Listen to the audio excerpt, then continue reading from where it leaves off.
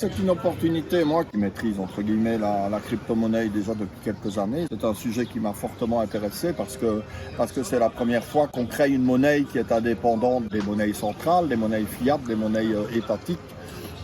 Donc le Bitcoin est vraiment par essence la crypto-monnaie qui n'est pas comme l'Ethereum ou d'autres crypto-monnaies plus centralisées. C'est vraiment une crypto-monnaie qui ne dépend d'aucun organisme. Aujourd'hui, tout me donne raison par rapport au Bitcoin puisque le fameux fonds souvent décrié mais qui gère 10 000 milliards qui s'appelle BlackRock, qui est le fonds le plus puissant du monde avec Vanguard et tout, là, vient de créer un fonds Bitcoin réellement pour détenir les Bitcoins pour ses clients.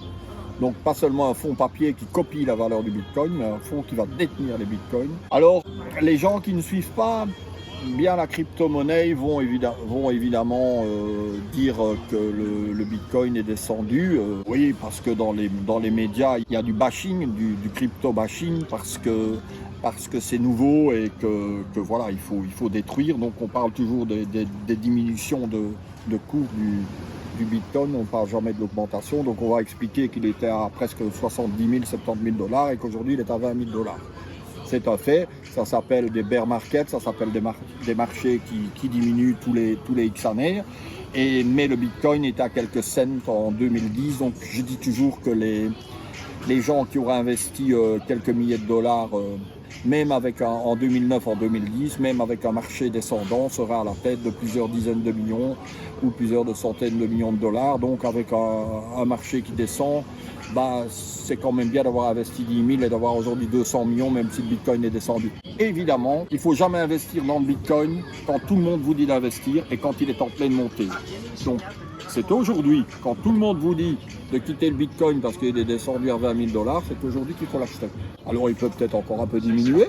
Il peut peut-être diminuer à 17 000. Je ne crois pas qu'il diminuera encore beaucoup, mais bon, on verra bien. Voilà, c'est très important pour moi d'acheter du Bitcoin aujourd'hui quand on en a les moyens, parce que c'est la seule monnaie qui permettra pour moi de combattre l'inflation. Et encore une fois, BlackRock vient de décider d'en acquérir. Donc voilà, le débat n'est même plus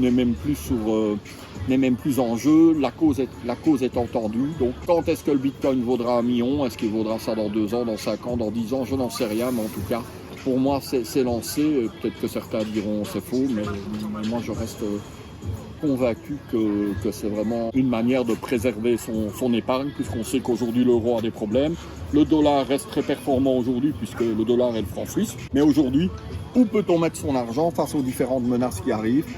Je pense que le Bitcoin est la solution. Et pour l'Afrique, il y a toujours des problèmes de monnaie, de compte en banque, de franc CFA qui appartient à la France et qui n'a pas vraiment de monnaie. Pour moi, le Bitcoin est aussi une solution. Mais le Bitcoin, il n'y a pas d'autres cryptos qui sont créés comme genre le Sango, je sais pas. C'est vraiment le Bitcoin, la crypto-monnaie. Même s'il y a des l'Ethereum, il y a du Cardano, il y a des choses, on peut en discuter. Mais comme asset, comme or digital, c'est le Bitcoin qui conservera toujours sa valeur et qui va pour le futur. Pourquoi pas créer des systèmes de paiement avec d'autres cryptos qui seraient basés sur le Bitcoin, et on va voir les systèmes technologiques.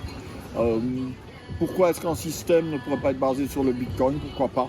Maintenant, les monnaies centrales et des banques centrales et des États ne vont pas céder comme cela. Il faut savoir que la monnaie, c'est le pouvoir. Donc, les gens qui créent la monnaie, ils ont le pouvoir.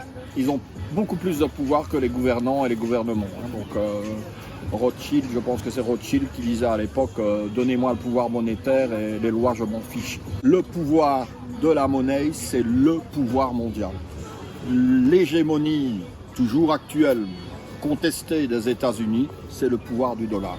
Le jour où le dollar perd de son influence et on ne peut plus payer en dollars dans certaines parties du monde, les États-Unis entament leur descente. C'est cette monnaie dollar qui fait l'hégémonie des États-Unis. Donc ce combat pour les monnaies, Bitcoin et autres, US dollars, euros, francs suisses, yuan, roubles, les paniers, les banques centrales sont du côté occidental, le FMI est du côté occidental. Si la nouvelle partie du monde qui veut prendre sa liberté, les BRICS, la Chine, l'Afrique du Sud, la Russie, etc., arrivent à créer, et sont en train de le faire, un système financier indépendant, un système SWIFT alternatif, une monnaie alternative ou un panier de monnaie alternative, il est certain que là, on va avoir une division du monde et différents, totalement multipolaires. Mais c'est vrai que pour avoir un vrai monde multipolaire, il faudra qu'il y ait plusieurs monnaies qui soient prépondérantes et pas uniquement le dollar.